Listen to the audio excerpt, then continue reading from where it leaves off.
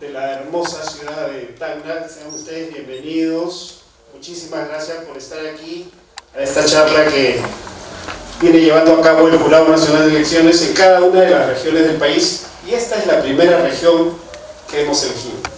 O sea, aquí estamos inaugurando un ciclo de charlas sobre las elecciones generales, como ya les hemos comentado, ¿no?, a cada uno de ustedes.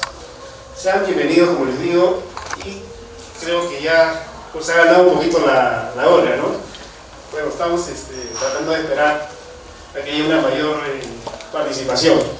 Pero vamos a dar inicio a este evento con la participación del doctor Alberto Galindo, que es jefe de la oficina desconcentrada del Jurado Nacional de Elecciones, alguien a quien ustedes ya deben conocer.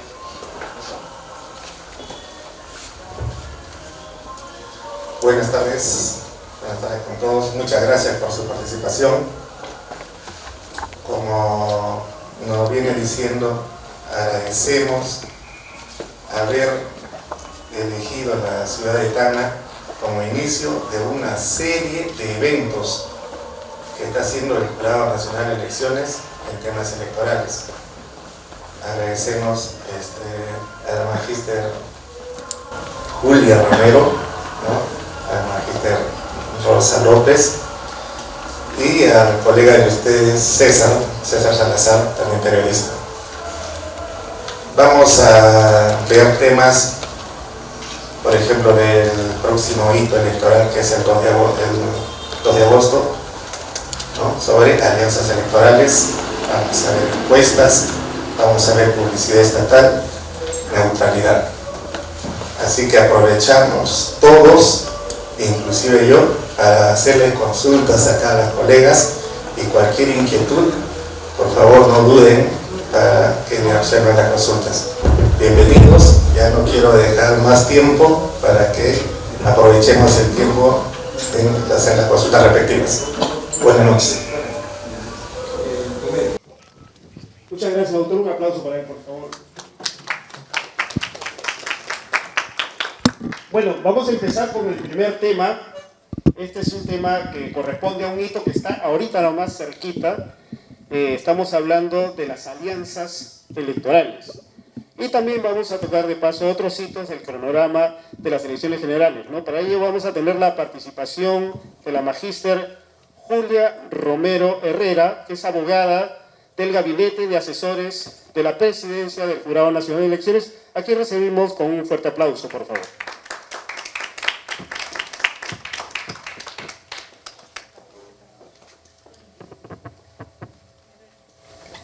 Bien, muy buenas noches. Aprovecho mientras van colocando la presentación para darles un saludo a nombre del presidente del Jurado Nacional de Elecciones, el doctor Roberto Burneo.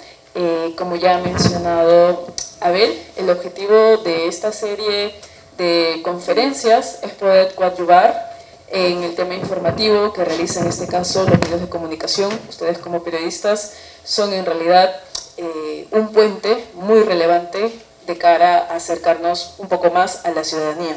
En ese sentido, el día de hoy yo voy a empezar hablando un poco del cronograma, centrándome en el hito que ya han comentado, es decir, en la fecha de las alianzas. Pero antes de eso es importante poder ubicarnos un poco con algunos datos para estas elecciones generales 2026, que se va a realizar la primera vuelta, de ser el caso, el 12 de abril de 2026. Vamos a partir señalando que actualmente tenemos 43 organizaciones políticas, partidos, que van a participar en dicha contienda electoral.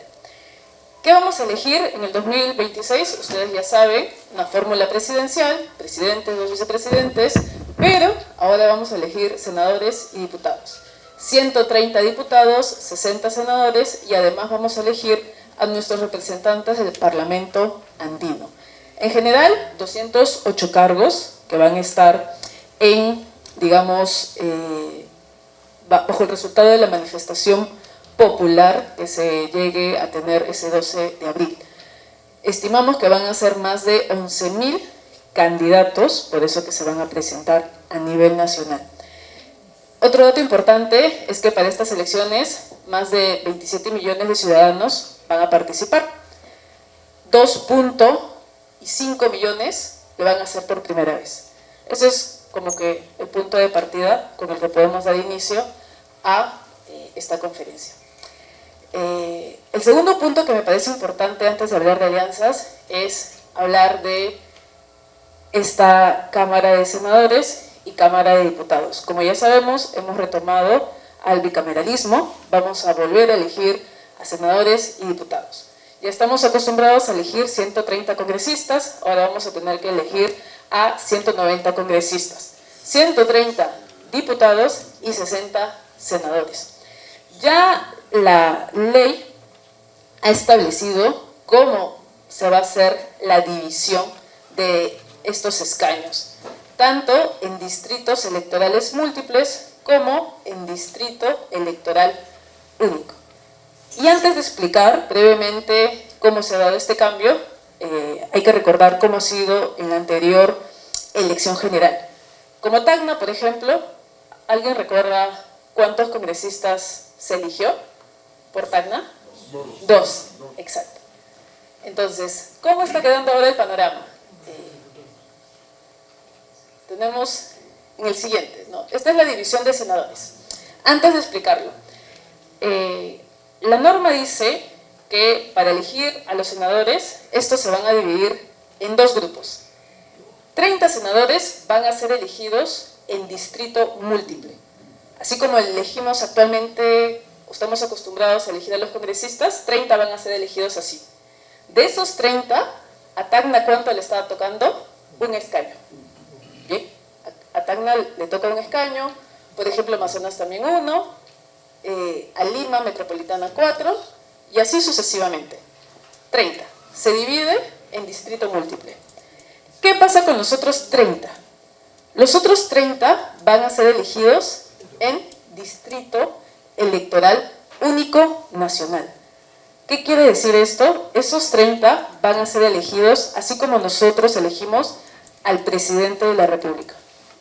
¿Cómo lo elegimos? Hay un candidato y todo el país vota por ese candidato, ¿no es así? Entonces, esa fórmula va a pasar con 30 senadores. Entonces, tenemos ya un senador distrito múltiple para Tacna y el pueblo tacneño también va a participar para elegir a estos 30 senadores del Distrito Único Nacional. ¿Qué pasa ahora con los diputados? Recuerden, diputados van a ser 130. Estos 130 se están dividiendo de acuerdo a una distribución de la ley y de acuerdo a la cantidad de número de electores. Para resumir, a Tacna, en la Cámara de Diputados, le va a tocar ¿cuánto? 2. Entonces, van a elegir 2 representantes en la Cámara de Diputados, 1 en la Cámara de Senadores por distrito múltiple y van a participar en la elección de los 30 senadores a nivel nacional. Bien. Esto es un cambio muy importante y que deseamos que la ciudadanía también pueda comprender. Ahora, dicho esto, ya vamos a entrar ahora sí a nuestro cronograma electoral. Vamos a hablar de los próximos hitos electorales, como les llamamos, o fechas electorales que son importantes para nosotros. En agosto, que es ya el próximo mes, se está cerrando la fecha o el plazo para que las organizaciones políticas conformen una alianza electoral. ¿Qué es una alianza electoral? Tenemos una idea muy general de que es un acuerdo que puede ser realizado por 2 o más organizaciones o partidos políticos, ¿cierto? Para que esa alianza electoral sea constituida, reconocida por el sistema electoral, tiene que seguir una serie de requisitos. Ahora los vamos a comentar. Y esa alianza electoral, entonces si tenemos la organización política A y la organización política B que quieren hacer una alianza, tienen que presentar su solicitud ante el Jurado Nacional de Elecciones. ¿Hasta cuándo lo pueden hacer? Hasta el 2 de agosto.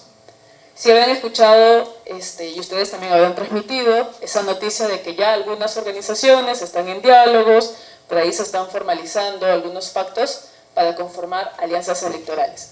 Tienen que hacerlo formalmente ante el Jurado Nacional de Elecciones. Hasta la mañana no hemos recibido ninguna solicitud de alianza. Estamos a la espera de esta fecha límite, pero si alguna organización política está interesada de conformar alianzas, como institución les estamos instando a que lo puedan hacer lo antes posible para que puedan llegar a pasar por todas las etapas de la manera más oportuna. ¿Por qué comento todas las etapas? Porque si bien el 2 de agosto es la fecha límite para presentar la solicitud, la sola presentación de la solicitud no garantiza que la alianza se conforme. Como institución, nosotros tenemos hasta el 1 de septiembre para calificar esa solicitud. ¿Y qué tenemos que calificar? Los siguientes requisitos. Las organizaciones políticas que quieran ir a alianza tienen que presentarnos primero sus acuerdos internos. Cada organización política con las autoridades competentes debieron de tomar la decisión de ir a una alianza. Asimismo, la alianza en conjunto tiene que presentarnos sus acuerdos, el acuerdo en conjunto, en donde pacten la forma en cómo se va a realizar esa alianza. Y deben de presentar documentos que van a ser muy importantes para el proceso electoral, como por ejemplo, cuál va a ser la denominación o el símbolo de la alianza que se está conformando. ¿Quiénes van a ser sus autoridades? Los tesoreros, cuáles van a ser los órganos de gobierno, pero también y sobre todo, cómo esa alianza va a realizar su proceso de primarias. Como bien saben, más adelante vamos a explicar que las organizaciones políticas tienen que pasar por unas elecciones a nivel interno. Y la alianza, de conformarse, tiene que especificar cómo es que se van a realizar la elección de los candidatos a nivel interno, si es que están yendo dos o tres organizaciones políticas. E incluso cómo va a ser el tema del financiamiento político de llegar a tener representación en el Congreso. Esos son los datos que nos parecen importantes de cara a estos hitos del 2 de agosto, fecha límite para la presentación de la solicitud, y el 1 de septiembre, que es la fecha límite para que el jurado pueda evaluar o queden inscritas esas alianzas. Pero además, el 1 de septiembre se va a dar otra fecha importante. Es el plazo límite para que las organizaciones políticas comuniquen a la OMPE la modalidad de las elecciones primarias y el ámbito nacional o regional de participación. ¿A qué nos referimos con la modalidad de las elecciones primarias? Voy a para eso adelantarme un poco. Acá está. Actualmente la ley señala que una organización política que va a participar en estas elecciones tiene que optar por alguna de estas modalidades. Tenemos la A, la B y la C. La A es que los candidatos que va a presentar un partido político sean elegidos por sus afiliados y los ciudadanos previamente inscritos. Se le suele llamar la modalidad abierta o algunos semiabierta. Entonces, ¿quiénes definen quiénes son candidatos? Los afiliados y ciudadanos, previamente inscritos o reconocidos por la organización. Eso es una opción. La segunda es que los candidatos sean elegidos por los afiliados, cerrada. Y hay una tercera. ¿Cuál es?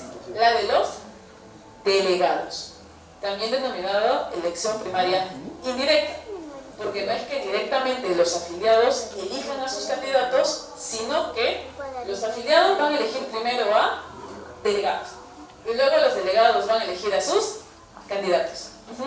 Esas son las tres modalidades que señala la ley.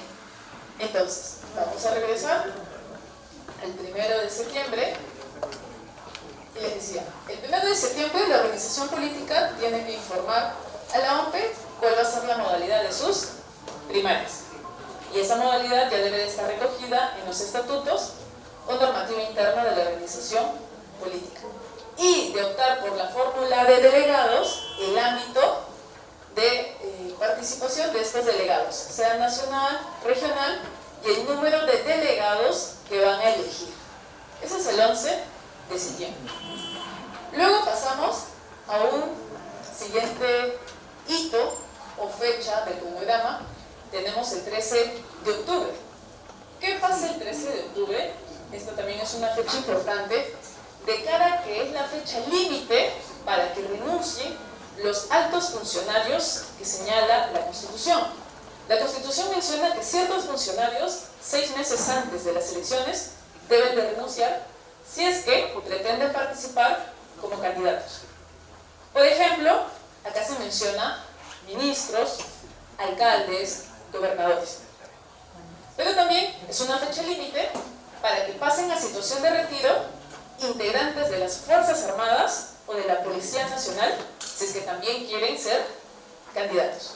Entonces, el 13 de octubre es una fecha importante de cara a esta renuncia o pase al retiro.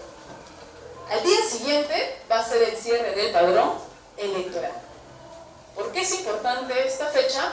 Porque se va a definir la lista de electores que finalmente participará en el proceso electoral del 2026, las generales, por lo menos. De ahí nos vamos a pasar al tema de las primarias. El 30 y el 7 de diciembre son 2 fechas donde se van a realizar las primarias. ¿Recuerdan que les comentaba cuántas modalidades son para las primarias? 3. Los que optaron por la modalidad A y B van a tener sus primarias el 30 de noviembre. Entonces el 30 de noviembre es el día de las elecciones de la modalidad A y B. Pero ese mismo día también se van a elegir a los delegados de la modalidad C. Pero ese día los delegados no van a elegir a sus candidatos. ¿Cuándo le van a hacer? El 7 de diciembre. El 7 de diciembre los delegados ya eligen a los candidatos de la organización política. ¿Y para qué son las primarias? Y me voy a adelantar acá, hasta el 23. Para que finalmente, el 23 de diciembre, las organizaciones políticas inscriban, como fecha límite, para que inscriban a todos sus candidatos, los que fueron elegidos mediante sus primarias, A, B, C, cualquiera de esas modalidades, y también para inscribir a sus candidatos designados. Recordemos que el porcentaje de candidatos designados es del 20% y que no puede haber designados en la plancha presidencial. Para ese momento, para el momento de la presentación de las solicitudes de inscripción de los candidatos, el Jurado Nacional de Elecciones va a tener instalado 60 jurados electorales especiales en todo el país, para que ellos recepcionen y califiquen esas solicitudes de inscripción de fórmulas y listas. Y desde luego, Tacna también va a tener un jurado electoral especial. Solo cierro esta presentación para darle pase a continuación a Rosa María, señalando que no olvidemos que el 12 de abril es la elección general y, de ser el caso, la segunda vuelta el 7 de junio. 43 organizaciones políticas y seguramente en un futuro vamos a hablar de algunos detalles más. Muchas gracias. Okay. Agradecemos a la doctora Julia Romero. ¿Hay alguna consulta que tengan que hacerle a la doctora? ¿Alguna pregunta?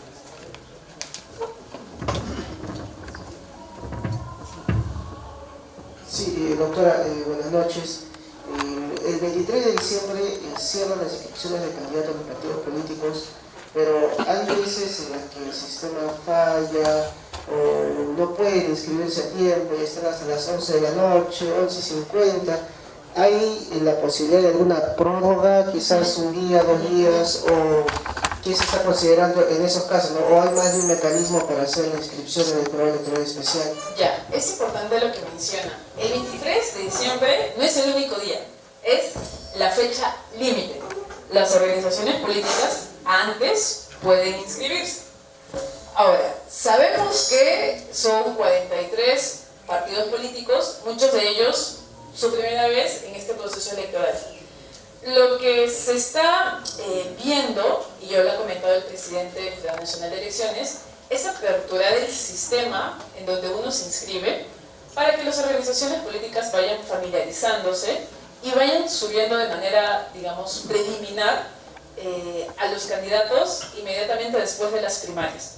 Esto va a facilitar para que las organizaciones políticas conozcan el sistema y tengan un poco más de tiempo. Igual, el envío formal como límite va a ser el 23 de diciembre. Otro tema importante que también ha anunciado el presidente es de que si, por ejemplo, a las 23:55 minutos yo ingresé para hacer el último registro y me quedé logueado, eso no quiere decir que a las 00 horas del día siguiente se va a desconectar. El sistema te va a dar un tiempo razonable para que puedas también concluir ese proceso.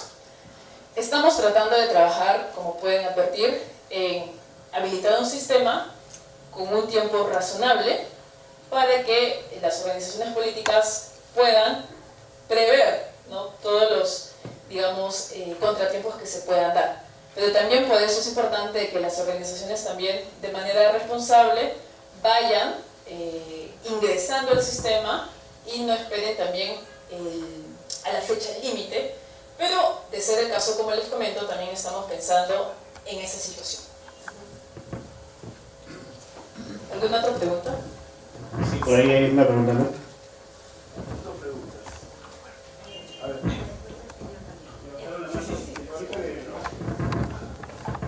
Muchas gracias. Doctora, en relación al cronograma, usted indicó que el día 13 de octubre, ya, digamos, era el plazo para la renuncia de autoridades, o digamos también, se trata también de personal, digamos, de entes oficiales del Estado, ¿no? Y si es igual para los que vayan a presentarse como senadores, como diputados, ¿no? Entonces, ¿cómo es ese proceso? ¿Solamente renuncia o piden licencia? Si nos podría aclarar, por favor. El 13 de octubre es la fecha límite de renuncia para altos funcionarios. Altos funcionarios como alcaldes, gobernadores, vicegobernadores. En el caso de los congresistas, recordemos que su cargo es irrenunciable, pero pueden existir trabajadores del Estado y la pregunta es qué pasa con ellos. En el caso de los trabajadores en general que quieran participar en cualquier cargo para el proceso electoral, su licencia debe de realizarse como fecha límite 60 días antes del proceso electoral, lo cual sería en el mes de febrero, correcto. Entonces hay que hacer esa distinción entre altos funcionarios y demás trabajadores y servidores del Estado. Buenas noches. Serían 3 preguntas. La primera, ¿cómo quedan los congresistas? ¿Deben renunciar? Justo como comentaba, la Constitución señala, artículo 90 si no me equivoco, que el cargo de congresista es irrenunciable. ¿Cómo queda? No pueden renunciar porque el cargo es irrenunciable. La regla que comentaba de la renuncia del 13 de octubre no se aplicaría a los congresistas dado este mandato constitucional. Pero pueden postular. En efecto. Qué antiguos. La segunda pregunta. A ver, yo quisiera que me explique un poquito más. En el caso de Tacna, Correcto. 2 diputados 2 diputados. y directamente un senador. Exacto. E igual pueden participar en la elección de los otros 30 a nivel nacional. En otra cartilla. En otro bloque, digamos. En otro bloque. Porque, paréntesis pequeño pero muy importante, OMPE es la autoridad que va a formular la cédula de votación. Ya ha hecho público, digamos, preliminarmente cómo sería la cédula, pero no sé si recuerdan que primero iban a ser 2 cédulas de votación, pero finalmente ha quedado una sola cédula. Entendemos que en el primer bloque va a ser, me parece, candidato presidencial, luego senadores, diputados, pero van a ser en bloques distintos. En el caso de Tacna serían 2 diputados, un senador y la opción para votar por otro más a nivel nacional. Exacto. Perfecto. Y última pregunta. ¿Esto puede variar si es que hay reelección? Si es que hay reelección, ¿en qué sentido? ¿De los congresistas? En general, por ejemplo, el caso de los gobernadores, alcaldes, se supone que van a querer postular. Claro, si quiere, por ejemplo, un gobernador postular, tendría que renunciar, se convierte en un candidato y va a tener que elegir si quiere ser candidato a diputado o a senador. Y si es a senador, seguramente va a tener que elegir si va a ser senador para, digamos, no sé, Tacna, por ejemplo, o para el Distrito Único Nacional. Va a tener que elegir su circunscripción de postulación. Perdón, quiere decir entonces que si hay una reelección, falta una segunda votación, ¿no es cierto? Falta una segunda votación para la reelección, si es que hay reelección. Mi pregunta es la siguiente: si es que hay reelección, esto puede variar también porque los plazos de renuncia o de licencia es lo que está manejando en este momento. Si es que varía el tema de los plazos para renuncia 6 meses antes y den, por ejemplo, licencia 3 meses antes, puede variar todo. Cuando comenta reelección, está hablando de la reelección de gobernadores. De gobernadores. Ah, bien. Bueno, primero, todavía no es una norma aprobada. No está aprobada. Todavía. Pero en ese escenario, si renuncia para ser candidato, ya no puede regresar porque renunció. Claro. Porque está renunciando. Claro, pero ahora distinto a la licencia. Como usted lo ha dicho, podría haber una votación y algunas variaciones que podrían haber. Si es que, hipotéticamente, ya, hay reelección y ya no renuncia por 6 meses, sino que 3 meses de licencia, como lo que se está un poco viendo ese tema. Ya, entendí un poco más su consulta. Ojo, no es, la Constitución dice que tiene que renunciar como máximo 6 meses antes. Es decir, no se le permite renunciar 3 meses antes, tiene que ser 6 meses antes. Sí o sí, 6 meses antes, la autoridad, como un gobernador, un alcalde, si quiere postular, tiene que dejar el cargo. Ahora sí quedó completamente respondida, creo. No, pero hay... Es una entrevista, creo que vamos a hacer. Claro. Es injusto que un congresista, primero puede hacer campaña de la semana de representación, segundo no va a renunciar y puede postular. Es injusto. ¿No cree usted que esto podría variar? Sobre ese tema, habría que aclarar, entendemos el malestar y quizás las opiniones que puedan haber sobre cierto marco normativo. Recordemos que el Congreso de la República es el órgano que crea las leyes y establece las reformas constitucionales. El Jurado Nacional de Elecciones lo que hace es aplicar ese marco normativo, pero también, como más adelante se va a advertir en la siguiente exposición, velamos por garantizar ciertas garantías muy relevantes como el tema de la neutralidad, ¿no? Que seguramente por ahí también viene su preocupación. Sí, una última pregunta del tema para poder avanzar con la charla. Solamente recordarles que nosotros como Jurado Nacional de Elecciones somos una entidad neutral, no podemos adelantar opinión, o sea, no podemos responder a casos específicos, pero sí los temas generales, los plazos, los procedimientos, de ese tipo de cosas. Sí. Una última pregunta, por favor. Bueno, les saluda Elizabeth Lerma. Mi pregunta va en torno a las alianzas. ¿Cómo quedarían los requisitos si por A o B estas alianzas una no cumple, ¿no? Después de que sea calificado? ¿Cómo quedaría la organización política? De hecho, si es que este es calificado, ellos inician un proceso. ¿Hay tiempos, periodos para este proceso, para que lo consideren? Frente a eso, muchas gracias. Sí, bueno, muchas gracias por su pregunta. En efecto, la presentación de la solicitud es el paso número 1, luego viene la calificación por parte de la Dirección de Registros de Organizaciones Políticas, que es una dirección del Jurado Nacional de Elecciones, lo va a calificar. Si hay observaciones, se van a trasladar esas observaciones a la alianza para que las pueda levantar. Si todo está bien, con o sin observaciones, se publica algo que se llama la síntesis, que es un poco la data que resume cuál es la nueva alianza, sus características. Esto se hace público en el Diario Oficial del Peruano. Ante esa publicación, la ciudadanía incluso puede presentar tachas, se convoca una audiencia, hay una resolución sobre el tema de la tacha, incluso superada la tacha podría haber apelación. Entonces, bien reconoces que hay una serie de etapas que hay que superar, y lo que te acabo de describir es el camino más largo, ¿no? Si es que hubo peros en varias partes. Pero también puede existir una alianza que de manera inmediata no tenga observaciones, no tenga tachas y logre inscribirse. Es por eso que el Jurado Nacional de Elecciones está convocando desde ya hace meses que las organizaciones políticas puedan presentar debidamente, con un tiempo prudente, su solicitud de inscripción.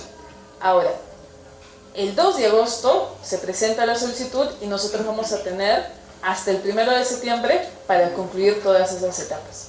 Entonces existe un tiempo que ya el legislador ha establecido para que se pueda dar esa evaluación, en efecto.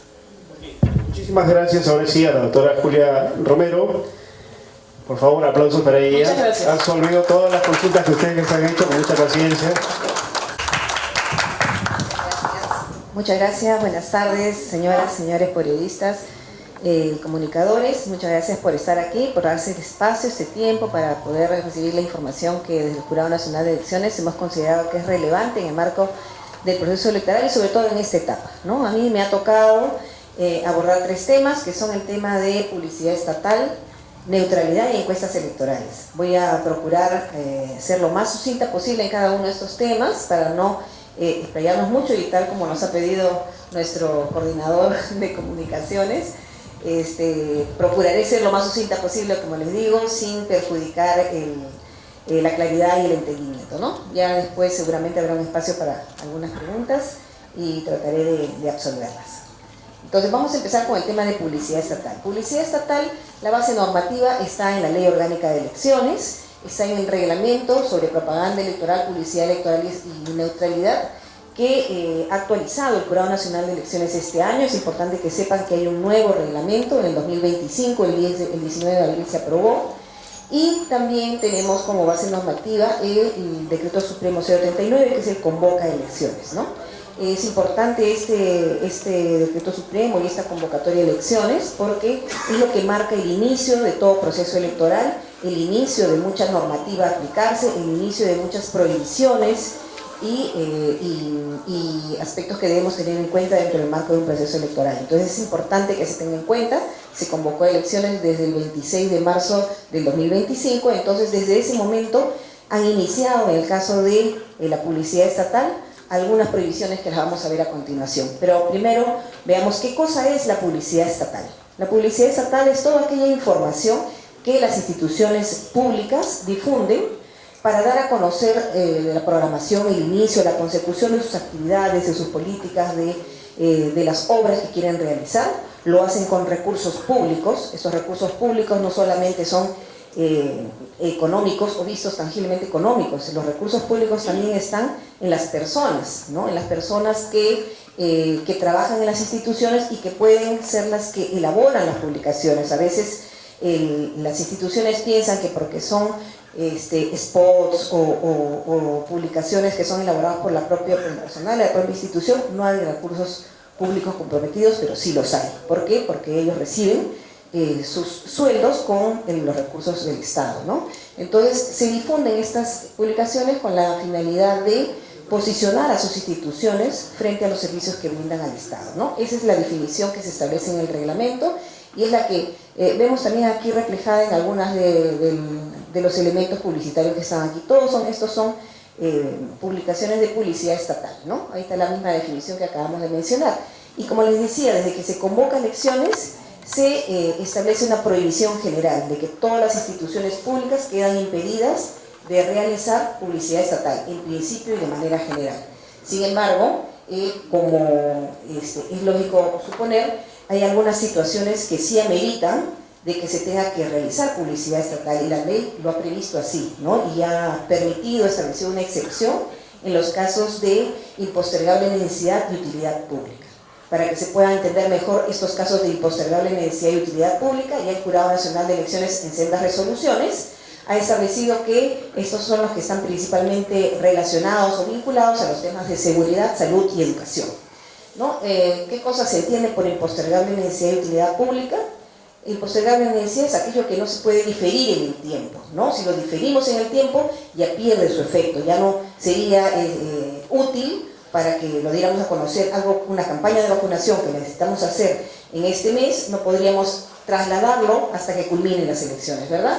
Entonces, eso tiene que ver con lo impostergable, ¿no? Es impostergable, es intransferible, y el tema de utilidad pública tiene que ver con el interés general, que sea algo que sea en beneficio de toda la ciudadanía o de todo un ámbito o una sociedad, ¿no? Entonces, nunca debe existir dentro de lo que es esta publicidad estatal permitida que haya un beneficio propio, ¿no? Eso debe estar excluido de toda publicidad, ¿no? Entonces también es importante que conozcamos que hay algunas publicaciones que no están o no se enmarcan dentro de lo que es publicidad estatal, algunos elementos en las formas de difundir información desde las instituciones. Y eso es importante señalar, eso se ha establecido ya en el reglamento y es importante que se conozca, porque cuando no se entiende bien esta diferencia, a veces se recarga la labor tanto de las instituciones como del Jurado Nacional de Elecciones, porque se presentan o se pide autorización para hacer la difusión de aquellos elementos que no son publicidad estatal y no se enmarcan en la definición. Estos son, por ejemplo, las notas de prensa, los avisos que tienen que ver con las convocatorias en el marco de la Ley de Contrataciones del Estado o de otras normas de adquisiciones, las comunicaciones internas e interinstitucionales, la información que tiene que ver con el tema de transparencia y acceso a la información, y otras que en este reglamento actualizado se han precisado ya teniendo en cuenta la casuística de años anteriores, ¿no?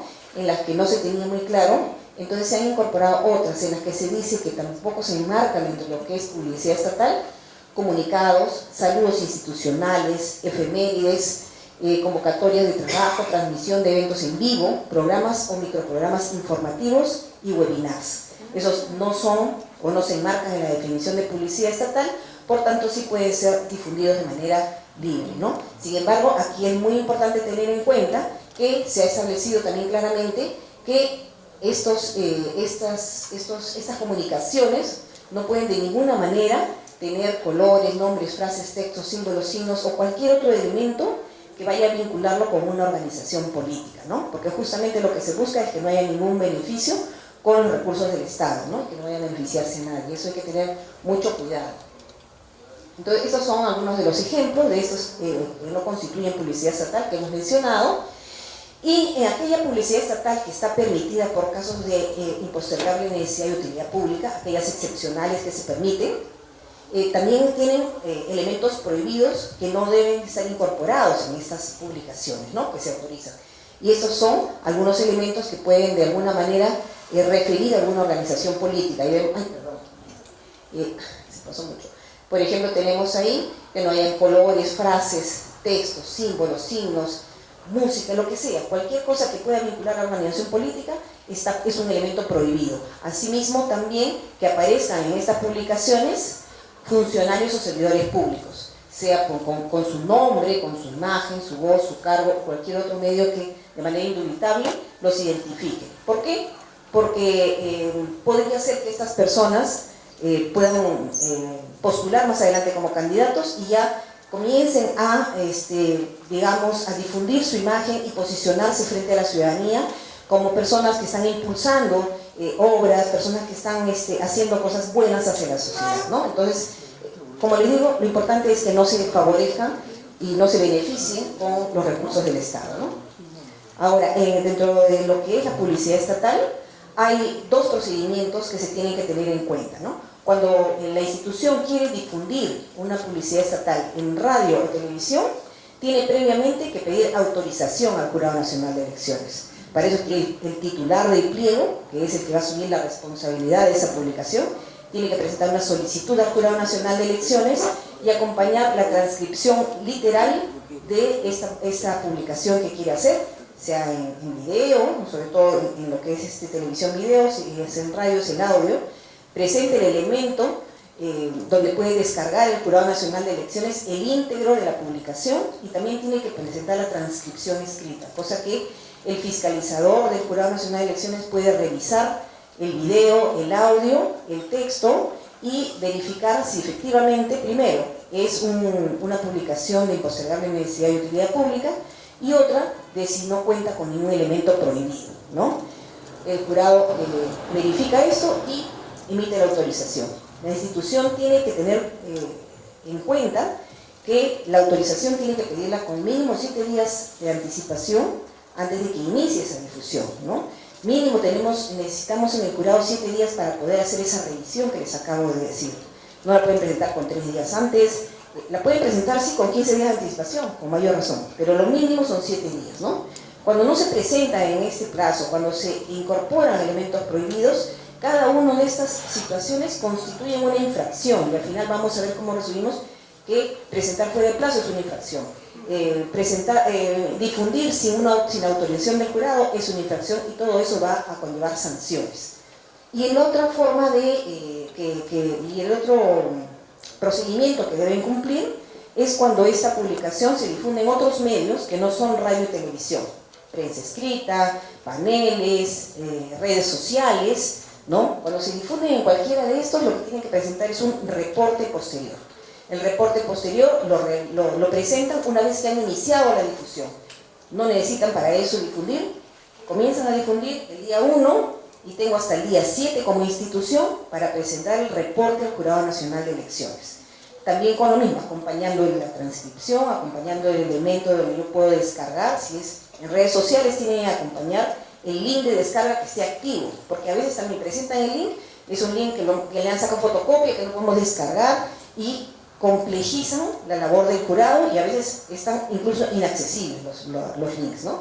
Entonces todo eso constituye infracción, por si acaso, ¿no? Entonces también ahí, si bien la publicación puede ser durante 30 días, yo desde el día 1 tengo hasta el día 7 para informar al Jurado Nacional de Elecciones a través de lo que se conoce como el reporte posterior, ¿no? Y ahí se analiza también si no tiene elementos prohibidos y cuando se identifica alguna de estas situaciones vamos a ver más adelante qué es lo que se tiene que hacer, ¿no? Y esas son, como les dije, las infracciones: difundir la publicidad estatal no justificada en razones de impostergable necesidad, no informar debidamente, difundir sin autorización. Todas las que hemos mencionado constituyen infracciones y ante estas infracciones que identifica el fiscalizador y emite un informe, lo eleva al jurado electoral especial que corresponda y el jurado electoral especial evalúa y dispone las medidas correctivas respectivas, ¿no? ¿Cuáles son? El cese o retiro, en caso de que se trate de una difusión no justificada en razones de impostergable necesidad de utilidad pública, el cese cuando se ha difundido sin autorización, cuando la publicidad estatal, cuando no se pidió autorización o cuando se solicitó autorización y esa no se dio, y a veces lo difunden, o a veces difunden, aprobamos un video o un audio de 1 minuto 15 y de pronto cuando comienzan a difundirse, los fiscalizadores advierten en su labor de fiscalización de campo que están difundiendo ese video que se les autorizó, pero ya no en 1 minuto 15, sino en 1 minuto 20, y al final le agregaron una imagen o le agregaron una música o algo que no es lo que se aprobó, sino algo que lo vincula con alguna organización política, ¿no? Entonces eso hay que tener en cuenta. Luego que se emite la autorización por parte del Jurado Nacional de Elecciones, no acaba la fiscalización. Hay una fiscalización de campo que continúan haciendo nuestros fiscalizadores que están desplegados a nivel nacional, ¿no? Y bueno, en caso de que haya elementos prohibidos, la medida correctiva que el Jurado Electoral Especial dispone es la adecuación, ¿no? En caso de que la institución no cumpla con estas medidas correctivas, que tiene 10 días para eso, ya se procede a implementar o a iniciar el procedimiento sancionador, ¿no? El procedimiento sancionador que, cumpliendo con el debido procedimiento, tiene su etapa de determinación de la infracción, determinación de la sanción y la sanción propiamente dicha, que es amonestación pública y multa. La multa es entre 30 y 100 unidades impositivas tributarias, es un monto alto, como lo ven ahí, de 160.500 soles hasta 535.000, y la amonestación pública es la publicación de una síntesis de la resolución en el Diario Oficial del Peruano o el lego que corresponda a los servicios judiciales de la localidad y la lectura en audiencia pública, ¿no? Ahí, volando, terminamos lo que es publicidad estatal, que es el tema que es un poquito más extenso. Estos dos que vienen, que es el de neutralidad y el de encuestas electorales, los vamos a ver un poquito más cortos, aunque son de gran trascendencia también, ¿no? Por eso tratemos de estar un poquito atentos para que terminemos revisando bien estos temas, ¿no? En realidad, también tiene la misma base normativa, la Ley Orgánica de Elecciones, el reglamento, la convocatoria, pero también se incorpora el Código de Ética de la Función Pública, ¿no? Que ahí, desde ahí parte lo que es la obligación del derecho de respetar el tema de la neutralidad, ¿no? Es un deber esencial de todo funcionario o servidor público, independientemente del régimen laboral que tengan. Eso no interesa, si son locadores, si son casas, si son 728, cualquier tipo de contratación que tengan, tienen ese deber esencial de actuar con imparcialidad política en el ejercicio de sus funciones. Entonces, ¿cuáles son las infracciones sobre neutralidad? Son todas las que figuran ahí, pero dentro de lo que es la etapa que nos encontramos en este momento, las principales, porque obviamente en este momento no podríamos estar hablando de perturbar la libertad de sufragio o de interferir en la mesa de sufragio. Las principales que podemos en este momento y que en este momento se están teniendo en cuenta para ver el tema de la neutralidad es la que tenemos en el punto 2 y en el punto 5, ¿no?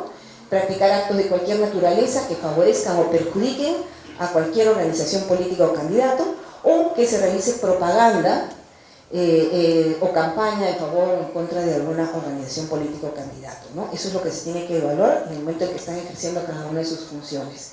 Esto es en el caso de autoridades públicas, y en el caso de funcionarios y servidores públicos, también más o menos varias de ellas son las que están señaladas aquí, pero principalmente el tema de que no deben hacer propaganda en favor de alguna agrupación política o candidato, ni a favor ni en contra, ¿no?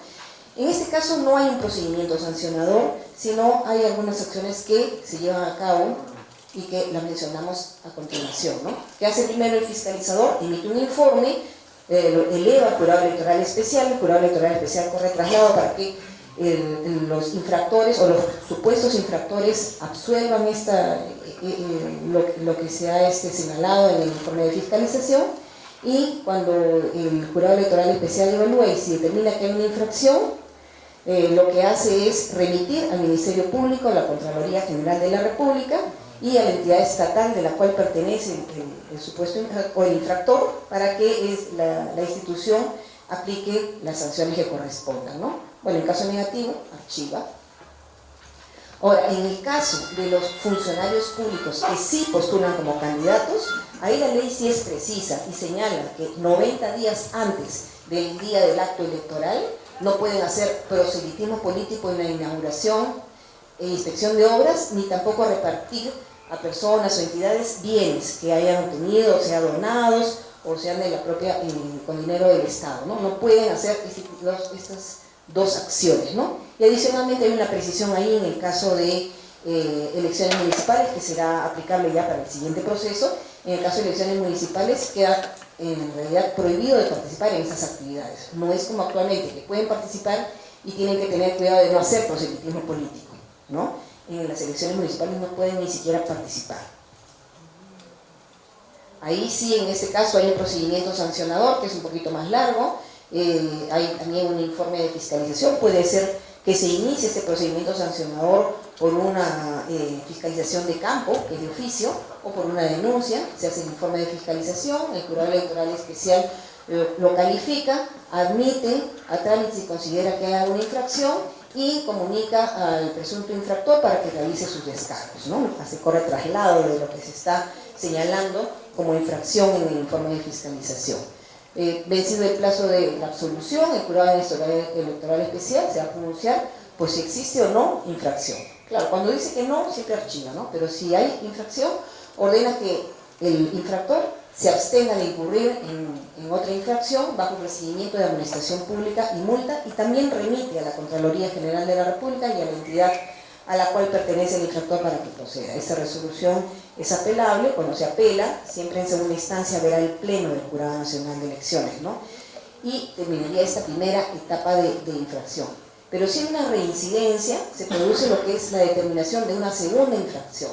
Y el informe de fiscalización informa los hechos y la norma que sería aplicable en ese caso. El Jurado Electoral Especial califica, y si advierte que hay un supuesto de infracción, el Jurado Electoral Especial lo que dispone es el inicio de la determinación de la segunda infracción y directamente ya la sanción.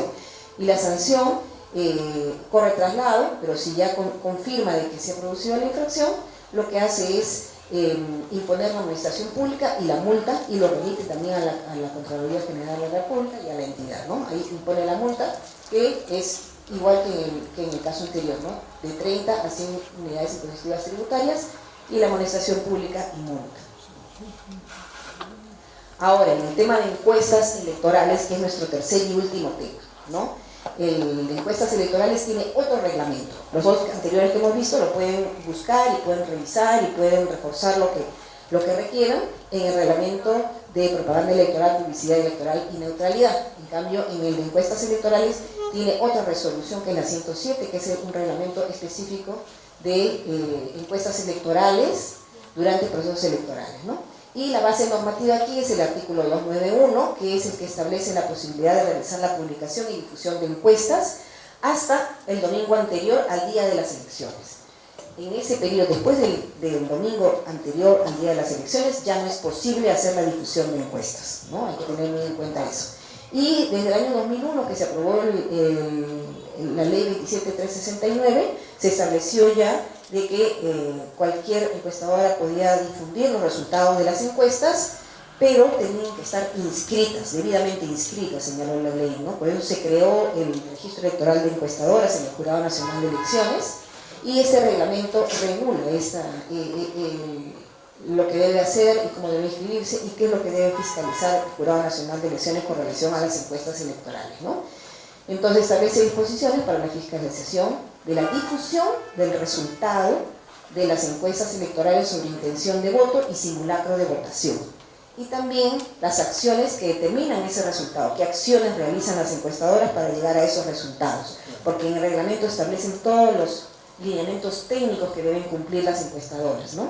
Y también establece ese reglamento el procedimiento sancionador en caso de vulnerar la normativa. Entonces es importante que sepan que, como se ha establecido que las encuestadoras deben estar registradas en el Jurado Nacional de Elecciones para poder difundir los resultados de las encuestas, esta ya se genera una responsabilidad para los medios de comunicación que difunden estas encuestas y también para las encuestadoras, ¿no? Entonces, en los medios de comunicación que reciben un pedido para difundir el resultado de una encuesta, deben verificar en primer término que la encuestadora está registrada en el Jurado Nacional de Elecciones. Para eso pueden acceder al portal institucional del jurado. Se despliega esta pantalla en el portal institucional del jurado y al margen izquierdo aparece que dice algo de interés. Bueno, información de interés, perdón, información de interés, ¿no? Presionan ahí y se va a desplegar varias opciones, y una de ellas es registro electoral de encuestadores. Presionan ahí y se abre esa tercera pantalla.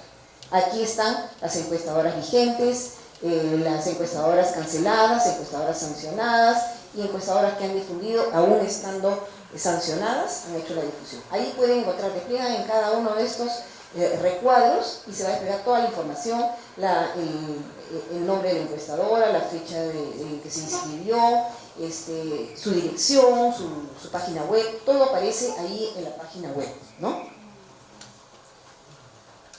Ahora, algunas definiciones generales que considero que es importante que se mencionen porque son parte de lo que establece la normativa, ¿no? ¿Qué es una encuesta electoral? ¿Qué es un simulacro de votación? ¿Y qué es un sondeo de opinión? ¿No? La encuesta electoral es una actividad que se realiza sobre la intención de voto respecto a una elección o una consulta, y esto se realiza a través de un cuestionario a un grupo determinado de personas que van a hacer la muestra, ¿no? La muestra representativa de ese ámbito, sea nacional, regional, local, Eso es lo que se menciona en una encuesta electoral. Y el simulacro de votación es una metodología de recolección de información también, pero el mecanismo por el cual se recolecta la información es distinto. Es una réplica de una cédula de votación, se utiliza un ánfora, ¿no? Entonces esto se presenta o se somete a un grupo determinado de personas para que simular que es el día de elección y emitan el voto sobre las opciones que se ponen ahí en la réplica de la cédula que va a utilizarse el día de la elección, ¿no? Estas dos formas de recolectar información, que son la encuesta electoral y el simulacro de votación, son métodos científicos, ¿no? Que tienen un valor científico y están considerados así en el reglamento. Sin embargo, el sondeo de opinión, que es el televoto, es un procedimiento también de recopilación de datos que realizan a veces los medios de comunicación en las encuestas, pero no tienen rigor científico, no tienen un sustento científico, ¿no? Entonces, cuando son utilizadas, lo pueden utilizar los medios de comunicación, no necesitan estar inscritos para eso, y muchas veces lo hacen. Sin embargo, cuando realicen la difusión del resultado de ese sondeo de opinión, el reglamento establece que deben consignar durante todo el tiempo que difunden los resultados que no tienen rigor científico, que no tienen sustento científico, de tal manera de no confundir a la población, ¿no? A quienes reciben esa información. Ahora, ¿cuáles son las exigencias dirigidas a las encuestadoras? Justamente el hecho de estar registradas en el registro electoral de encuestadoras, de presentar el informe técnico de cómo han realizado la encuesta, cuál es el ámbito en el que han realizado la encuesta. Vamos a ver todos los requisitos que deben cumplir las encuestadoras para realizar las encuestas, y tienen 5 días hábiles para presentarlo ante el Jurado Nacional de Elecciones. Deben presentar este informe debidamente visado por el especialista informático con colegiatura hábil y que está registrado ante el registro electoral de encuestadoras. Lo que presentan en los informes de encuestas electorales es muy similar a lo que presentan en los informes de simulacro de votación. Van a ver ustedes, estos son todos los rubros de información que debe contener el informe de encuestas electorales. Son cuestiones ya más precisas y técnicas: la fecha de realización del estudio, la fecha de publicación, la difusión del estudio, objetivo del estudio, ámbito, población, marco muestral. Lo único que diferencia los informes de las encuestas electorales con el simulacro de votación es el medio de recolección, el instrumento de recolección, que en este caso, como les dije, es la cédula, y en este caso es el cuestionario. Después la ficha técnica tiene los mismos ítems, lo que deben presentar, y es casi lo mismo que los medios de comunicación deben acompañar cuando realizan la difusión del resultado de la encuesta o del simulacro de votación, ¿no? Entonces, como les decía, el informe que presentan al Jurado Nacional de Elecciones de las encuestadoras tiene que estar visado por un profesional estadístico registrado por la encuestadora ante el registro electoral de encuestadora y habilitado ante el colegio profesional al cual pertenece. Y eso es muy importante porque él está asumiendo la responsabilidad técnica de lo que se está poniendo en el informe que se presenta al Jurado Nacional de Elecciones para poder difundir los resultados, ¿no? Entonces, incluso si la página del colegio profesional es inaccesible o no está actualizado, si el profesional tiene la colegiatura vigente, tiene que acompañar al informe la constancia de la habilitación de este profesional, ¿no? Ahora, luego que también realizan la encuesta o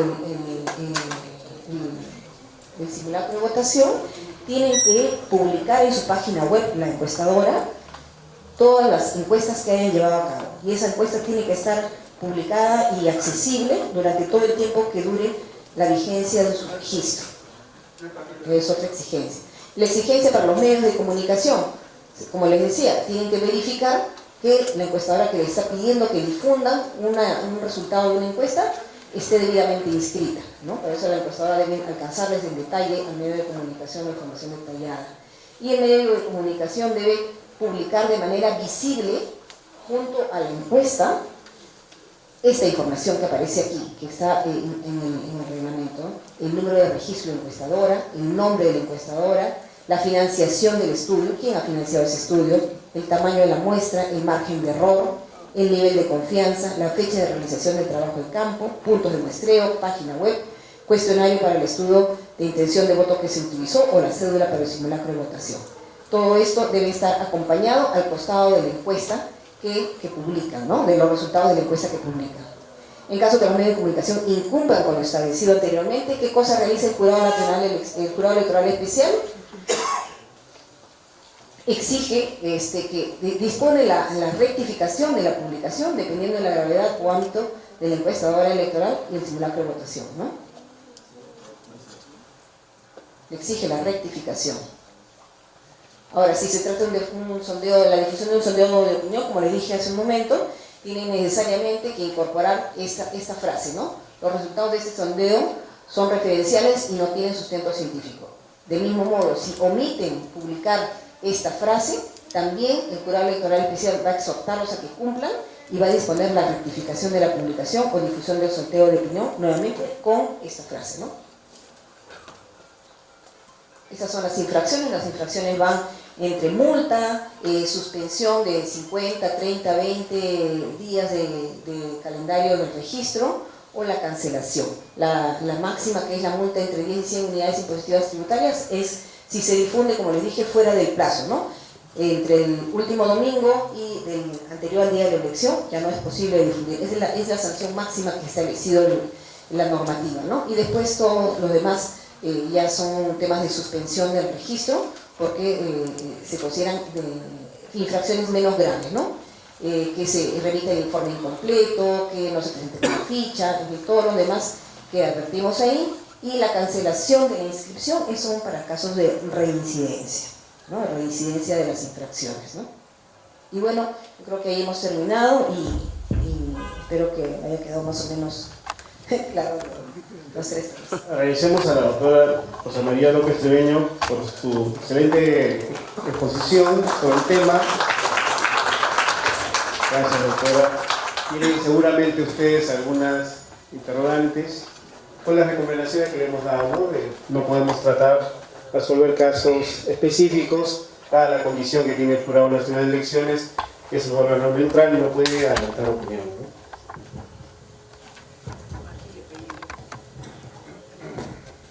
Aquí tenemos una pregunta, doctora. Buenas noches, doctora, gracias por la respuesta de antemano. Hay un tema de palpitante actualidad y está referido a la llegada y presentación de los trenes de Porqui. En medio de la presentación, el alcalde de Lima ha tenido un rol protagónico.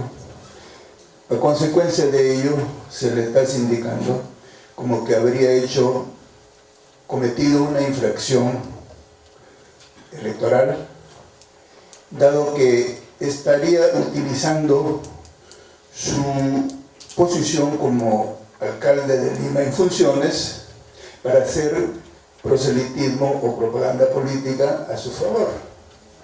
Pero resulta que el señor Rafael López Aliaga todavía no se ha manifestado expresamente como candidato. Más aún, de acuerdo al cronograma electoral, sabemos que los candidatos se van a configurar como tal a partir del 30 de noviembre y el 7 de diciembre. No sé si podría explicarnos o darnos detalles respecto a qué infracción se refiere, porque ya se dice que le habrían abierto una investigación. Gracias. Muchas gracias por la pregunta. Efectivamente, en el caso de las autoridades públicas que aún no son candidatos, o de los funcionarios y servidores públicos que no son candidatos, mencionamos en la exposición que de todas maneras tienen un deber esencial de actuar con neutralidad, ¿no? Neutralidad electoral, con transparencia electoral, y en ese sentido la Dirección de Fiscalización y los fiscalizadores que han estado presentes y que están presentes en los diferentes actos públicos que realizan, en los que participan autoridades y funcionarios públicos, han podido recoger todos los hechos y sobre todo los hechos que se han dado a lo largo de esa presentación que usted menciona, y esos han sido recogidos en un informe de fiscalización y se ha también recogido la normativa respectiva y se ha puesto a consideración del jurado electoral especial. Como decía mi compañero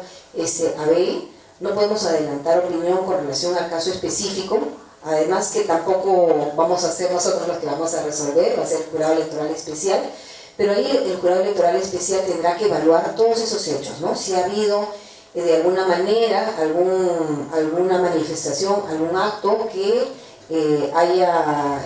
que considere certeramente que se ha relacionado a alguna organización política, y no vamos a decir en este caso a un candidato, porque como bien dijo usted, no hay todavía candidatos, pero sí podría ser, o sí va a tener que evaluar si de alguna manera se ha vinculado alguna referencia a alguna organización política, ¿no?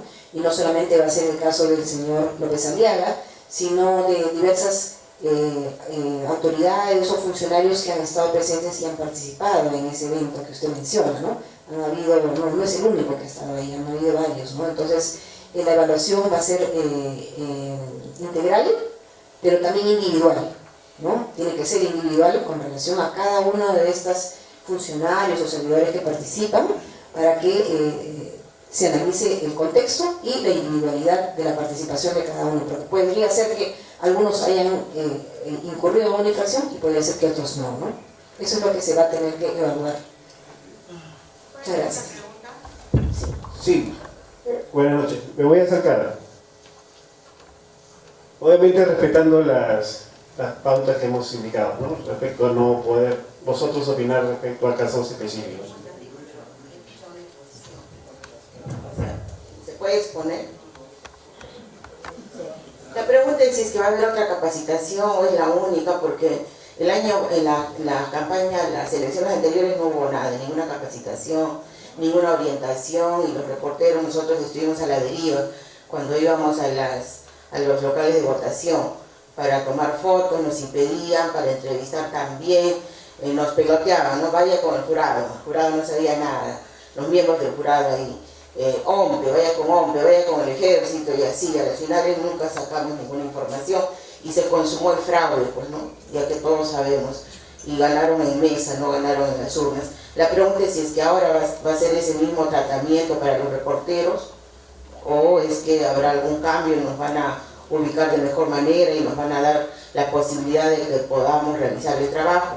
Le hago esta pregunta porque me preocupa esta situación, y si es que habrá otra capacitación, quizá ahí podamos afinar las cosas. Gracias. Muchísimas gracias. En realidad, desde el Jurado Nacional de Elecciones se está implementando una política de información, y en esta oportunidad se ha priorizado justamente los medios de comunicación, los representantes de los medios de comunicación. Esto implica un gran esfuerzo institucional, ¿no? Porque en años anteriores también los recursos han sido escasos. No digo que en esta oportunidad tengamos mucho más recursos, quizá podemos pensar en que de repente hay un poco más, porque es un proceso electoral más complejo, y lo que es importante es que se está priorizando el tema de la información, la difusión, la capacitación a los diferentes actores electorales. Estamos llegando en esta oportunidad, en primer término, a los comunicadores, que son, consideramos, nuestra primera línea de información certera a la ciudadanía, ¿no? Los comunicadores son los primeros que deben estar debidamente informados para que contribuyan con los organismos electorales a llegar con información certera a la ciudadanía. Entonces, ese es nuestro principal objetivo en esta oportunidad. Se han programado estos ciclos de conferencia, que como bien se dijo al inicio, se están iniciando con Tacna. Vamos a estar también en La Libertad el día de mañana, en la próxima semana en Cusco, en Arequipa, y tenemos la expectativa de poder continuar en los siguientes meses en las demás regiones, y también volver, ¿por qué no?, a la ciudad de Tacna, conforme avance el calendario electoral, porque ahora estamos priorizando los temas que dentro de lo que es el calendario electoral son los más próximos y los que son de mayor interés actualmente, ¿no? Conforme avance el calendario electoral van a surgir algunos otros temas que es importante que ustedes conozcan, ¿no? Va a ser importante el trabajo que podamos hacer a través de ustedes y el Jurado Nacional de Elecciones, a través de su Dirección de Comunicaciones, está abierto a poderles trasladar y alcanzar la información que ustedes requieran sobre algunos temas que necesiten, ¿no?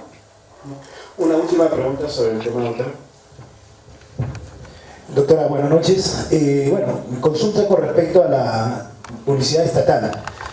Ha mencionado que no hay ningún problema, por ejemplo, si un municipio o gobierno regional solicita el permiso correspondiente para poder emitir un programa, por ejemplo.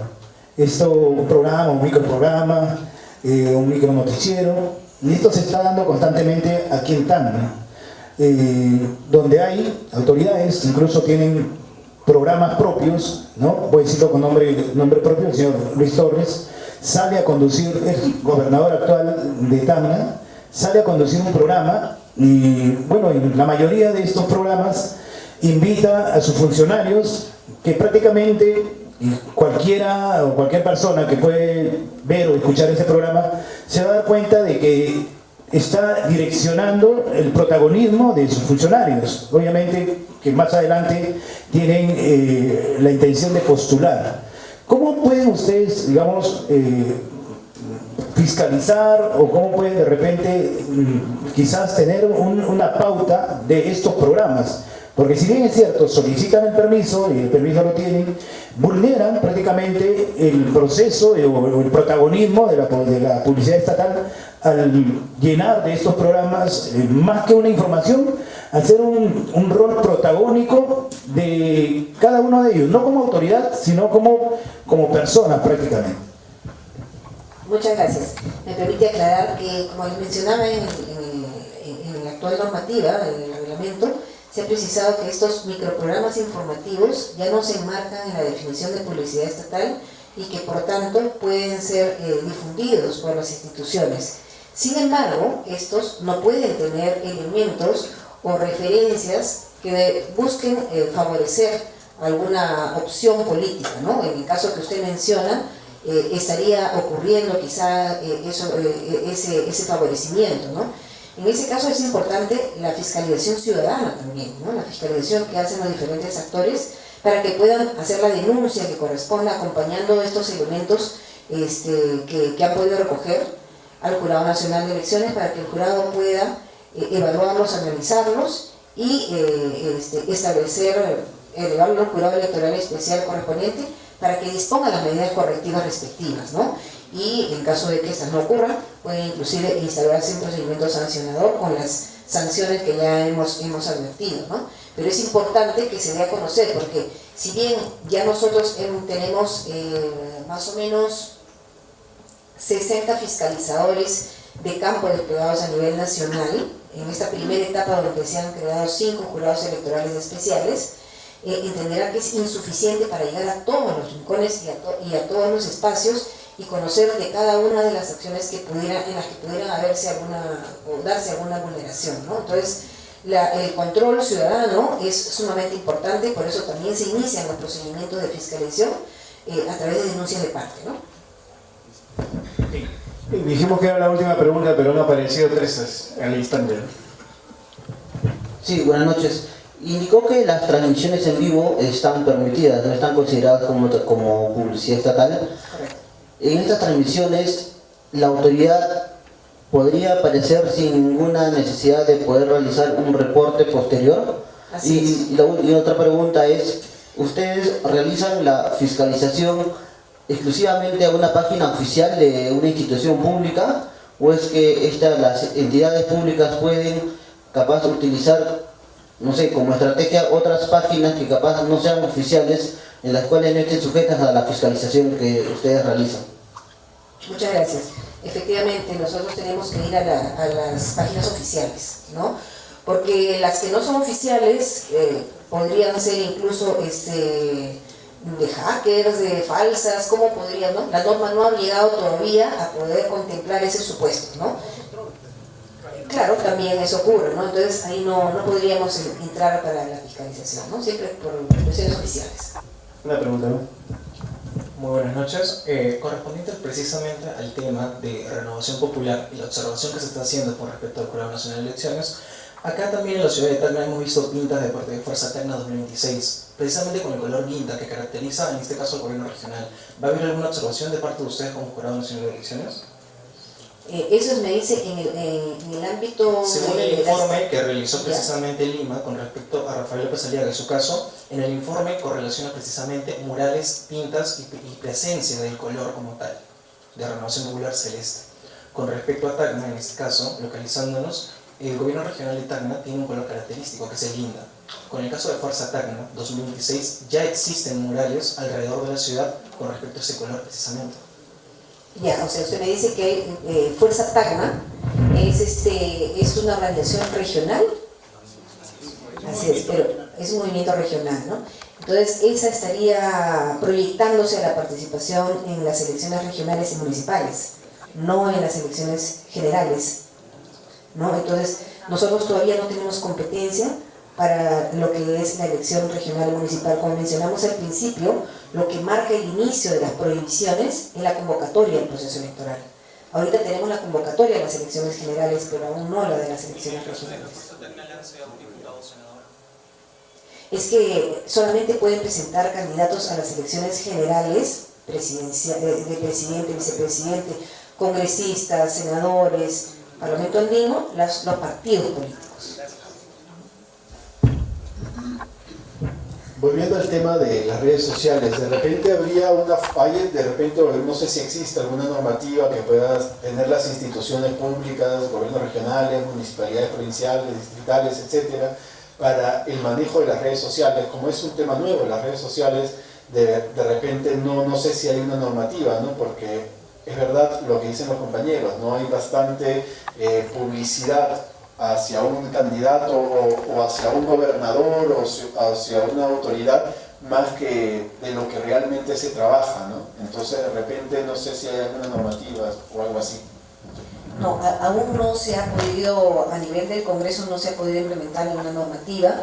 Sí que han habido algunos proyectos que se han presentado, pero no han sido viables, no han progresado, ¿no? Porque pienso que es por esta dificultad del avance de la tecnología que no permite contemplar todos los supuestos que deben contemplarse para que la reglamentación o la normativa que se establezca no vaya a transgredir otros aspectos y transgredir o vulnerar o afectar también a la libertad de comunicación, ¿no? Agradecemos a la doctora Rosa María por la excelente exposición, muy nutrida, por cierto, y además ha resuelto todas las consultas de ustedes, ¿no? Vamos a pasar al tema final ya de esta presentación del jurado, que no va a ser la única. Vamos a tener muchísimo fact-checking del Jurado Nacional de Elecciones. Lo recibimos con aplausos, por favor.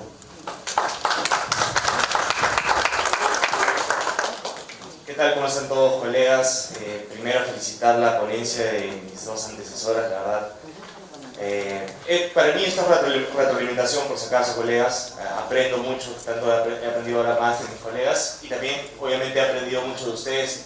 Hemos estado estos días visitando algunos medios, veo algunas caras conocidas y la verdad me alegra mucho que estén aquí esta noche. Bueno, como ya lo mencionó mi colega Abel, mi nombre es César Geldres, soy del equipo de fact-checking del Jurado Nacional de Elecciones y hoy les voy a hablar un poco de la información no corroborada, de la desinformación electoral, del trabajo que venimos haciendo justamente para combatir esto y poderles compartir también el día de hoy algunas herramientas que ustedes pueden aplicar en su trabajo periodístico diario.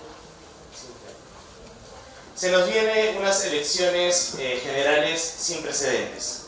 43 organizaciones políticas registradas de momento. Según me decía Julia, hasta la mañana de hoy ninguna ha presentado su inscripción de alianza. Esto se traduce en que se ha duplicado prácticamente la cantidad de organizaciones políticas que teníamos en el 2021, las elecciones de 2021, y prácticamente se ha triplicado de lo que teníamos en el 2016. Esto se va a traducir en cerca de 11.000, más de 10.000 candidatos entre presidentes, vicepresidentes, ahora diputados y senadores. Y con esto va a aumentar la cantidad de desinformación. Si ya lo sufrimos en el 2021 con un poco más de 20 organizaciones políticas, imagínense ahora que es el doble, ¿no? Siguiente slide. Estos son los principales retos que tenemos a enfrentar, sobre todo teniendo de experiencia las elecciones generales del 2021 y de acuerdo al nuevo contexto político también que se nos viene, ¿no? Por ejemplo, contenido falso con inteligencia artificial, aquí vemos algunas de ellas con las que se puede realizar ahora contenido a través de inteligencia artificial, ataques a las instituciones electorales y discursos de deslegitimización, uso de bots y campañas de desinformación, acciones sistemáticas y deliberadas de trolls, justamente lo habían mencionado hace poco, y ataques violentos contra candidatos. De acuerdo, ahí tenemos un estudio del World Economic Forum, menciona que la desinformación ocupa el primer lugar en el ranking de riesgos globales en el mundo.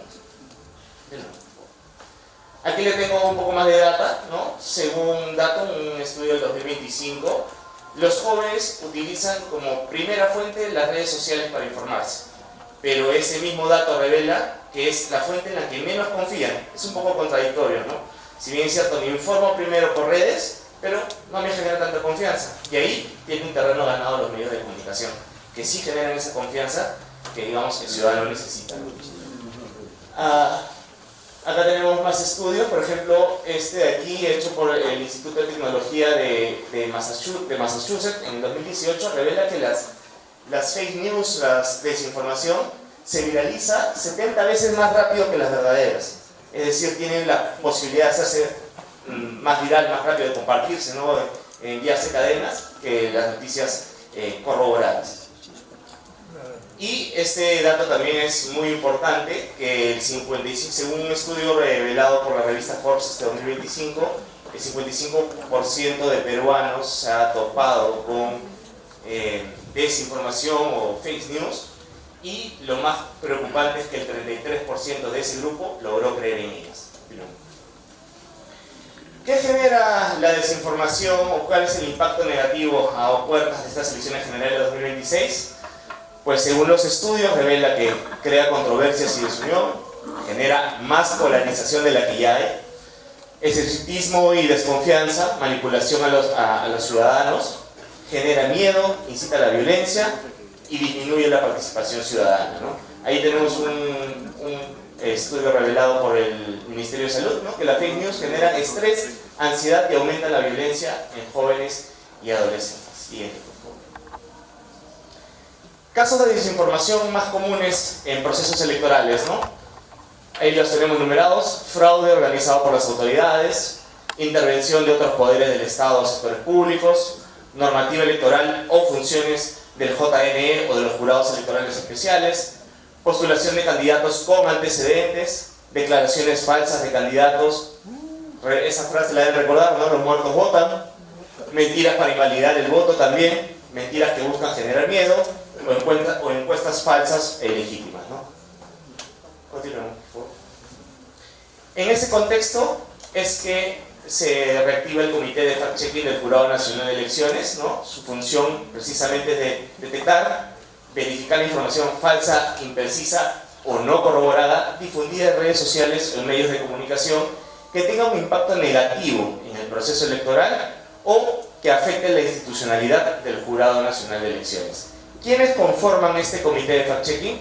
Como podrán ver que es un trabajo intersectorial de las dependencias y direcciones del Jurado Nacional de Elecciones, representante de Secretaría General, un representante de gabinete de asesores, representante de la Oficina General de Comunicaciones e Imagen, que es donde pertenezco, Dirección Nacional de Educación e Información Cívica Ciudadana, Dirección Nacional de Registro de Organizaciones Políticas y la Dirección Nacional de Fiscalización y Procesos Electorales. ¿Qué cosas verifica el área de fact-checking? Verificamos contenido relacionado a procesos electorales en curso o pasados, contenido relacionado a la normativa electoral, contenido sobre procedimientos electorales, contenido relacionado a decisiones, resoluciones de los jurados electorales especiales o del Pleno del Jurado Nacional de Elecciones, contenido relacionado al desempeño de funcionarios dentro de la institución, piezas gráficas, videos, audios o formatos de IA manipulados, así la fuente no esté debidamente identificada. ¿Qué cosas no verificamos? Publicaciones de bots o trolls, ¿no? Para los que manejan Twitter o ahora X, las cuentas huevo, que le llaman cuentas huevo. Publicaciones de bots o trolls, cuentas sin seguidores, no verificadas, publicaciones recientes, ¿no? O que solo dan retweet, que no tienen, no publican tweets, ¿no? Memes o publicaciones parodia, publicaciones de personas que no cumplen con los criterios de alcance, ¿no? Opiniones como yo creo, yo pienso, a mi parecer, ¿no? Ahí así podemos identificar las opiniones vertidas en redes sociales, ¿no? Eso también incluye, por ejemplo, columnas de opinión, editoriales, salvo que éstas contengan datos erróneos sobre normas, resoluciones o actividades del Jurado Nacional de Elecciones. Contenido sobre la vida personal o privada de los funcionarios del Jurado Nacional de Elecciones, contenido relacionado a temas pendientes de resolución o de decisión de jurados electorales especiales o del Jurado Nacional de Elecciones. En procesos electorales en curso, que ya es que el otro año ya tenemos las elecciones, ¿no? Publicaciones o declaraciones de candidatos que no estén relacionados a temas funcionales o normativos del Jurado Nacional de Elecciones, publicaciones o declaraciones de abogados de partidos políticos que tengan procesos pendientes de resolución, cualquier tema relacionado a procesos o cursos pendientes de resolución del Pleno en el marco de la campaña. No se verifica si tras conversación directa con el autor de esta desinformación acepta su error, elimina el contenido y hace una rectificación. Y ahí ya no pasaría por el proceso de verificación del área de fact-checking. ¿Cómo verificamos? ¿Cómo se hace esta verificación? Primero, arrancamos con el monitoreo. Se monitorea a través de las redes sociales y medios de comunicación para detectar informaciones falsas o informaciones no corroboradas. Identificamos la desinformación que realmente existe y se pondera su relevancia y se analiza el origen. Ahí vemos, ¿no?, de quién hizo la cuenta, si es opinión, si no es opinión, etc. Se consulta a la fuente oficial en caso de que sea identificable y a la oficial conformada por los especialistas del comité de fact-checking, que ya se les mencioné quiénes la conforman. Luego se hace una consulta secundaria si corresponde a fuentes alternativas, especialistas, expertos o voceros de otras entidades públicas o privadas. Hacemos un análisis y calificación, se analiza el impacto y se procede a la calificación de verdadero, falso, engañoso o impreciso. Se hace la redacción, el periodista, en este caso del comité de fact-checking, redacta la verificación para formatos gráficos, video y web, y se envía la pieza a verificación de diseño. Luego se hace la revisión con el comité, que ya les mencioné quienes conforman el comité, y revisan la pieza, la verificación y la dirección aprueba esa comunicación, ¿no? Y se elaboran para todos los formatos, para todas las redes. Por último, se hace la publicación en las distintas plataformas del Jurado Nacional de Elecciones. Todo este proceso debe tardarnos como máximo 2 horas para identificar una información falsa, sobre todo para terminar de publicarla, ¿no?, de aclarar. Continuamos. Principales verificaciones que hemos realizado en el comité de fact-checking, por lo menos las últimas. Aquí se recordarán, ¿no?, cuando se mencionó que el nuevo Papa, el señor Prevost, el sumo pontífice, se reveló que tenía la doble ciudadanía, ¿no?, el peruano. Salió una información que revelaba que él tenía DNI peruano y que estaba inscrito en una organización política. Algo que se pudo corroborar que no era cierto, ¿no? No estaba inscrito dentro de las organizaciones políticas y se hizo el chequeo del fact-checking, ¿no?, al toque. Luego, acá tenemos también un diario que emitió un titular, ¿no?, en el que se mencionaba que el Jurado Nacional de Elecciones tenía una campaña en contra del actual alcalde de Lima. Y aquí también es una respuesta que hace el Jurado Nacional de Elecciones a unas narrativas de corrupción por parte de un candidato o líder político, ¿no? Ahí pueden ver su nombre. Continuamos, por favor. Dentro del comité de fact-checking tenemos campañas que justamente ayudan a la educación ciudadana y en este caso también a poder sumarlos a ustedes también a nuestra red de aliados. Tenemos la campaña Elecciones sin Fake, que se basa básicamente en producir contenido de alfabetización digital para poder educar a la ciudadanía en temas de cómo identificar información falsa, de cómo verificar fuentes y todo lo que tiene que ver netamente con alfabetización digital. Luego tenemos nuestra red de comunidad de Instagram, que es Aliados contra la Desinformación. Es una comunidad que se ha creado ahí con la finalidad de generar una red de aliados a nivel nacional para que puedan también ayudarnos a identificar información no precisa, no corroborada y lo mejor y lo más importante, que ellos mismos puedan aprender a verificar esta información. Y finalmente Factos Electorales, que es un producto que estamos lanzando a través de las redes sociales, en el que básicamente a través de, valga la redundancia, de factos, damos, digamos, alcances o precisiones sobre temas electorales de interés. Continuemos, por favor. Aquí creo que lo más importante de la exposición y que también les puede ayudar a ustedes son las herramientas las más comunes, de hecho, imagino que ustedes ya conocen varias de ellas, para detectar fakes, ¿no? Tenemos Inbit, que nos sirve cada vez que llega un video que puede llegar a través de WhatsApp o a través de alguna otra red social. Este video lo pueden colocar a través de esa plataforma Inbit para poder ver el origen, el año, el tiempo, tratar de ubicar el contexto de ese video, ¿no? Algo muy similar pasa con Google Lens, igual en este caso no video, sino siendo una imagen, pueden hacer el contrastar automáticamente de cuándo es la imagen, porque muchas veces la desinformación viene también fuera de contexto, ¿no? Utilizan una imagen del pasado en el presente y puede caer ahí también el problema de la desinformación. Y finalmente Google también tiene su equipo de fact-checking, ¿no? Y ahí tienen el link, y si no toman nota no se preocupen porque les puedo pasar la diapositiva, les puedo dejar mi número también porque créanme que para nosotros los comunicadores, la ciudadanía son nuestra red de aliados y queremos seguir justamente por esa senda, por ese camino. Así que ahí se pueden checar ya verificaciones de datos que ha realizado Google sobre temas determinados. Lo bueno es que es un buscador, ustedes pueden poner el tema que sea, es más, podrían poner ciudad de Tacna, podrían poner, no sé, gobierno regional de Tacna o algún tema en específico y pueden ver si es que se ha realizado algún tema de verificación por Google sobre ese tema. Continuemos, por favor.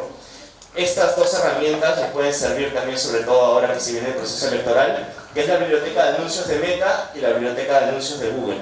¿Por qué estas dos son muy importantes? Porque por lo general la desinformación, para que se vuelva viral, para que se pueda llegar a más gente, le ponen pauta publicitaria a sus autores, ¿no? Los autores de estos contenidos suelen ponerle pauta publicitaria y a través de estas dos plataformas ustedes pueden verificar si está activo o no esa pauta publicitaria, quién la hizo, etc. Por ejemplo, acá, antes de esta exposición yo puse, por ejemplo, el gobierno regional de Tacna y no tiene una campaña activa en Google Ads, pero el gobierno regional de La Libertad sí. Y por ejemplo, miren, ahí pueden ver todos los anuncios que ellos tienen. Y aquí también en Meta podemos ver, Meta ves todos los productos de la marca de Facebook, Instagram, WhatsApp, etc. Cuáles son los anuncios que están activos e inactivos también. ¿No? Bueno, eso es todo. De verdad les agradezco mucho el haber estado presentes aquí, agradezco mucho el tiempo. Ese es nuestro correo de contacto, pueden anotarlo y bienvenidos a que esta red de aliados contra la desinformación siga creciendo. Muchas gracias. Agradecemos a César. Si tienen alguna consulta para él, es el momento para formularla. ¿Alguna consulta? Ahí.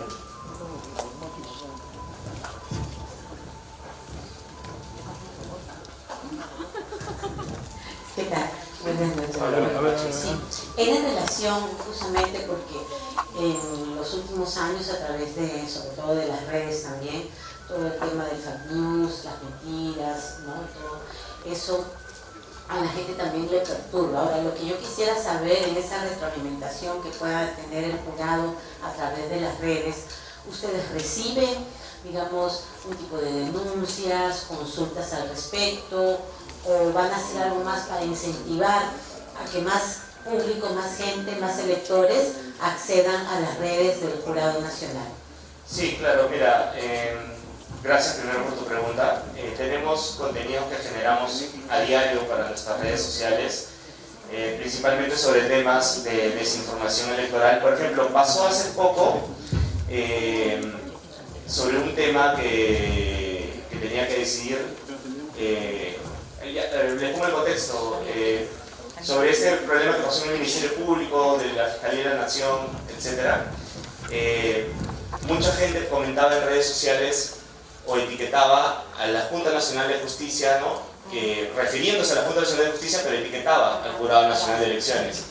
Entonces, rápidamente hicimos un video para explicarle a la ciudadanía cuál es la diferencia entre JNE, JNJ y JE, ¿no? Por ejemplo, y sí, a través de factchecking.jme.gov.pe la ciudadanía puede ingresar ahí. Ese ya es, digamos, el enlace directo para el comité de fact-checking, y sí, ahí pueden hacer llegar, no sé, vi esta información no corroborada, quiero ver si que pasan los procesos para que pueda ser verificada por fact-checking, y si procede, pues se hace, claro que sí. Mientras más crezca nuestra red de aliados, como les digo, hoy tuvimos una visita a un medio de comunicación, ¿no? Y un periodista decía, ¿no? Pero ustedes no me pueden decir cómo yo interpretar las noticias, que no tratamos de eso, no tratamos de que ustedes tengan una posición determinada o tal, al contrario, los ayuda, o sea, les pedimos que sean nuestros aliados contra la desinformación, que es lo que nosotros buscamos. Gracias. Tenemos una consulta más, César. ¿Qué tal, César? Buenas noches. Bueno, la consulta con respecto, y esto se dio en las elecciones pasadas, las elecciones regionales, muchos municipios trabajan con páginas que son las redes sociales, en este caso en el Facebook. ¿Y qué es lo que ocurrió? De pronto empezaron a desaparecer estas redes sociales con los nombres de la municipalidad, ¿no? Digamos, Nuevo Hilo, y comenzaron a aparecer con los nombres de los partidos, justamente de aquellos que eran alcaldes de esas municipalidades. Y supongo que esto se va a dar porque justamente son estas redes las que tienen una gran cantidad de seguidores, que obviamente son partidarios, ¿no? Que han hecho posible que esta comunidad crezca. ¿Cómo o qué trabajo podría hacer el Jurado Nacional de Elecciones a través del fact-checking para poder evitar que esto se vuelva a repetir, por ejemplo, ¿no? A ver, te agradezco nuevamente tu pregunta, y lo que me estás dando a entender es que crean una cuenta con un nombre, se activan las elecciones y la cambian de nombre con el partido no político, etc. Lamentablemente no tenemos nosotros una fiscalización sobre sus redes sociales, o no somos meta, ¿no? Para poder decir, no, ustedes no pueden crear una nueva cuenta o una nueva red social, pero lo que sí podemos hacer es verificar qué información viene de esta cuenta, ¿no? Si es falsa, si es imprecisa, si es engañosa, ¿no? Ese es nuestro trabajo que podemos realizar en ese sentido. Lo que pasa es que están utilizando esa cuenta que ha sido para informar actividades de la municipalidad propiamente, oficial, y lo utilizan ya para sacar provecho en las elecciones, teniendo en cuenta que hay una gran comunidad de seguidores. Ese es el tema, es decir, aprovecharse de esa cuenta. Claro, pero es que bueno, ahí creo que incurrirían en otra falta, ¿no? Que creo que tiene que ver más con lo que explicó previamente mi compañera, ¿no? Pero el tema de fact-checking se especializa específicamente en eso, en la verificación de datos, ¿no? En constatar si es que lo que están publicando las cuentas oficiales, ojo, es importante la aclaración que existe, son verídicas. ¿Cómo determinan de que una cuenta sea oficial o no sea oficial?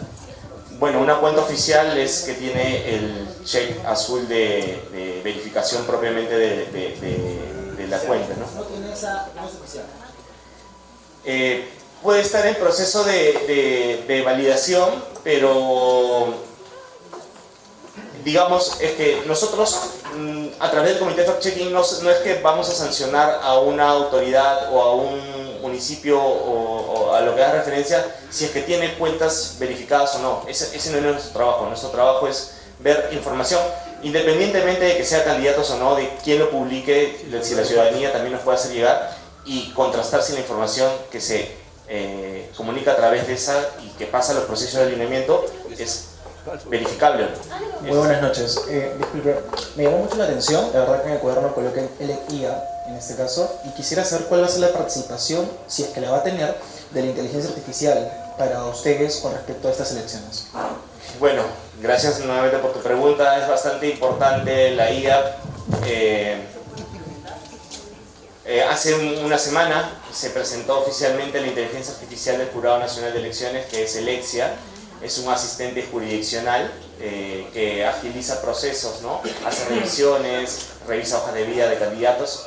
Se lanzó con éxito justamente en las últimas elecciones complementarias municipales de Cajamarca y se está preparando y alistándose para que pueda ser un asistente jurisdiccional en estas elecciones generales de 2026. para decirte cuán beneficioso ha sido su uso. Algo que podía tardar 48 horas o a veces días, se ha reducido a minutos. Gracias, Alexia. Gracias.